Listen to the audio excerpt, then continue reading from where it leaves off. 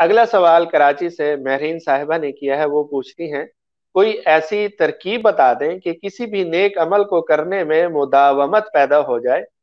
میں کوئی بھی نیک عمل جیسے ذکر و اذکار کا اہتمام شروع کرتی ہوں، کچھ دن کر پاتی ہوں، پھر وہ عمل مجھ سے چھوٹ جاتا ہے، مہربانی فرما کر رہنمائی فرما دیں۔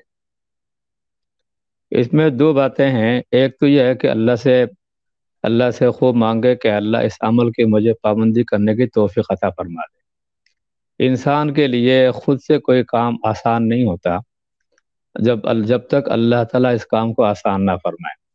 اس لیے رجوع اللہ بھی ضروری ہے، اور دوسری بات ہے کہ اپنے اوپر جبر کرنا بھی ضروری ہے۔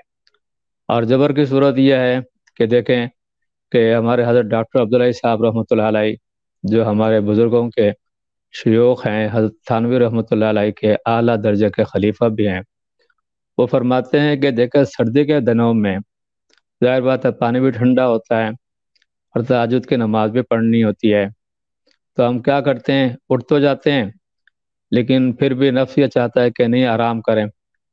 تو کہتے ہیں نہیں، اپنے طبیعت کو سمجھاتے ہیں کہ چلو وضو کر لیتے، کوئی مسئلہ نہیں، بعد میں اگر طبیعت نے ساتھ دی تو ٹھیک ہے نماز پڑھ لیں گے، نہیں ہے، اور اس طرح بہلا پھسلا کر وضو کر لیتے ہیں۔ اور وضو کرنے کے بعد یہ خیال آتا ہے کہ جب اب ٹھنڈے پانی سے ہم نے وضو کر لیا تو اب کیا مشکل ہے نماز پڑھنے کے لیے، تو وہ کہتے ہیں 2 رکعتیں پڑھ لیتے ہیں، پھر سمجھتے ہیں اللہ 2 رکعتیں آپ نے پڑھنے کی توفیق عطا فرما دی، تو روزانہ کا معمول 4 8 رکعت پڑھنے کی ہے کہا ہے وہ، تو مزید اسی طرح بہلا پھسلا کر اپنے آپ کو آمادہ کرنا پڑتا ہے۔ تو یہ اپنے بزرگوں کی تعلیم ہے، اس کو اگر ہم سامنے رکھیں، طبیعت کبھی بھی آسانی سے تیار نہیں ہوگی، الا یہ کہ طبیعت کی 3 قسمیں ہیں، ایک ہے نفس امارہ، وہ گناہوں پہ آمادہ کرتا ہے، ایک ہے اگر تھوڑا سا انسان کو کسی اللہ والوں سے تعلق قائم ہو جائے تو نفس لوامہ بن جاتا ہے، اب نفس اس کو ملامت کرتا ہے، بھائی تم تو اچھے خاصے تعلق رکھنے والے ہو، تم نے نمازیں قضا کر دی، تم نے گناہ کا کام کر لیا۔ وہ نفس کا اندر یہ منفی وہ جو ایک سوچ تھی پہلے گناہ کرنے کا خیال تھا، اب وہ نفس اس کو تقاضا کرتا ہے، تعلیم دیتا ہے، نہیں تمہارے لیے شان نہیں ہے، تو یہ نفس لوامہ ہوتا ہے۔ اور اس کے بعد پھر اس سے آگے بڑھ کر نفس مطمئنہ ہو جاتا ہے کہ وہ اس کو سکون نہیں ملتا، چین نہیں ملتا جب تک وہ نماز نہ پڑھ لے، نیکی نہ کر لے، اللہ کے احکامات پر عمل نہ کر لے۔ اسی کے ساتھ اللہ تعالیٰ کا وعدہ ہے، یا ایتھا النفس المطمئنہ ارجعی الی ربک راضیۃ مرضیہ فادخلی فی عبادی وادخلی جنتی، تو اس کے لیے ہے، اسی لیے ہر نفس کے ساتھ یہ معاملہ ہوگا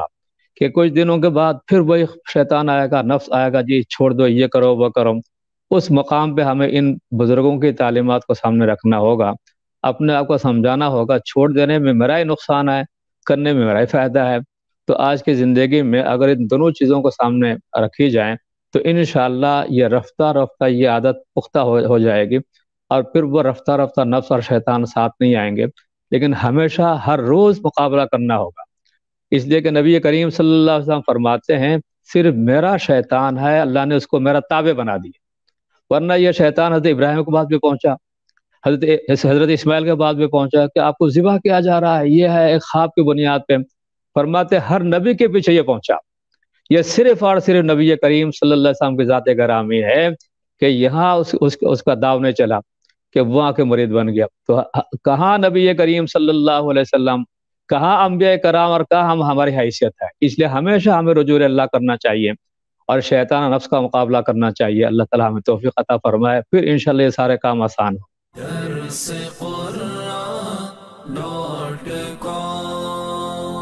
www.darsequran.com